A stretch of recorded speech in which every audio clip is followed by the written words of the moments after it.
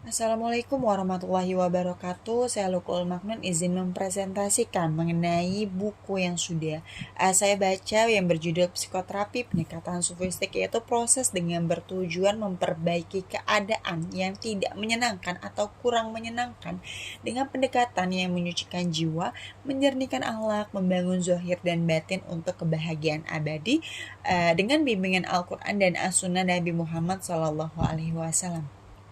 yaitu adapun objeknya ada mental, spiritual, moral atau akhlak, dan juga fisik atau jasmania. Nah, di sini juga menjelaskan mengenai membangun jati diri manusia. Sangat penting sekali untuk kita bisa membangun diri sendiri agar lebih baik dan mampu menentukan tujuan yang ingin dicapai.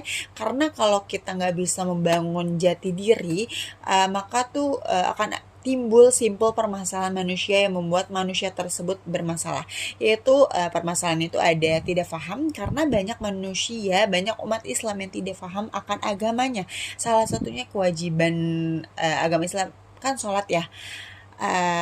Nah, banyak sekali nih yang belum paham sama kewajiban tersebut. Nah, yang kedua ada prasangka, di mana kita sering berpikiran buruk atau curiga terhadap orang lain.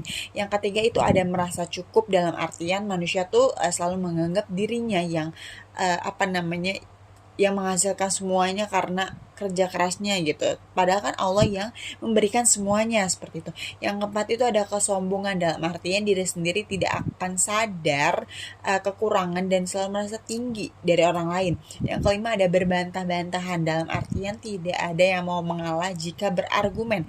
Yang keenam itu ada iri dan dengki. Jadi itu nggak senang nih kalau orang lain dalam kesenangan. Yang ketujuh itu keluh kesah, kerjaannya itu ngeluh terus walaupun dikasih nikmat sama Allah. Yang kedelapan itu ada kemalasan, karena kalau kita nggak punya tujuan maka kita tuh akan malas gitu. Karena malas itu menjadi penyebab kebodohan dan kemiskinan. Yang kesembilan itu ada ketakutan, dalam artian manusia tersebut tuh tidak akan berani menghadapi kenyataan. Jadi penting sekali untuk kita bisa membangun diri sendiri menjadi lebih baik untuk menghindari permasalahan tersebut. Nah, di sini juga menjelaskan mengenai futur. Futur itu apa sih? Futur itu adalah penyakit hati yang menghalangi seseorang untuk beribadah kepada Allah. Contohnya itu ketika kita suka menunda sholat dan menunda belajar. Di sini tuh ada cara menghadapinya. Cara menghadapinya itu dengan kita membaca dan merenungkan kandungan Al-Quran, merasakan keagungan Allah, mendalami ilmu syar'i, mencari lingkungan yang soleh, dan yang kelima itu memperbanyak amal soleh. Ada juga dengan kita menumbuhkan rasa su'ul hatimah atau kesudahan yang buruk. Ada juga banyak mengingat mati, kepatuhan berlepas diri, dan yang terakhir itu muhasabah jiwa tatkala datang kelemahan. Jadi kalau kita lagi lemah banget nih jiwanya, lagi males-malesnya, kita tuh bisa mendekatkan diri kepada Allah dengan kita berzikir seperti itu. Dan di sini juga menjelaskan tentang itibaul hawa, yaitu tentang perilaku mengikuti hawa nafsu gitu kan. Kalau kita terlalu mengikuti hawa nafsu, kita tuh bisa menyesatkan diri sendiri gitu, karena tindakannya itu bisa melampaui batas. Dan cara menghadapinya itu dengan kita mengingat-ingat akibat dari hawa nafsu, terlalu mengikuti hawa nafsu. Yang kedua itu bergabung dengan orang yang soleh dan istiqomah. Yang ketiga itu kita bisa menumbuhkan rasa cinta kepada Allah, sehingga kita itu takut kepada Allah dan juga takut kepada siksaan neraka. Yang keempat itu dengan mengingat ketentuan Allah, bukan kita mengikuti hawa nafsu kita sendiri. Nah, di sini juga menjelaskan tentang kesehatan mental, di mana kemampuan individu dalam penyesuaian terhadap diri sendiri dan terhadap lingkungan sosialnya. Dan ada metodenya itu menurut Islam, yaitu dengan metode imaniyah. Iman itu kan diartikan dengan rasa aman dan kepercayaan ya. Jadi dengan seseorang punya iman, maka punya tempat bergantung, mengadu, bahkan memohon ketika ditimpa musibah atau menghadapi masalah. Di sini juga menjelaskan tentang Al-Quran sebagai terapi. Jadi Al-Quran itu bisa dijadikan terapi gitu. Ketika kita berkeluh, ketika kita lagi gundah gitu, hatinya nggak nyaman. Jadi dengan kita mendengarkan muratal-muratal Al-Quran, insya Allah jiwa kita itu akan merasa aman kembali seperti itu.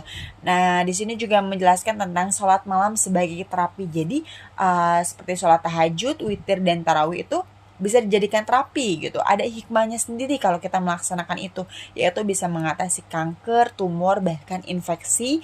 Yang kedua bisa membawa ketenangan diri. Yang ketiga itu mendekatkan diri kepada Allah.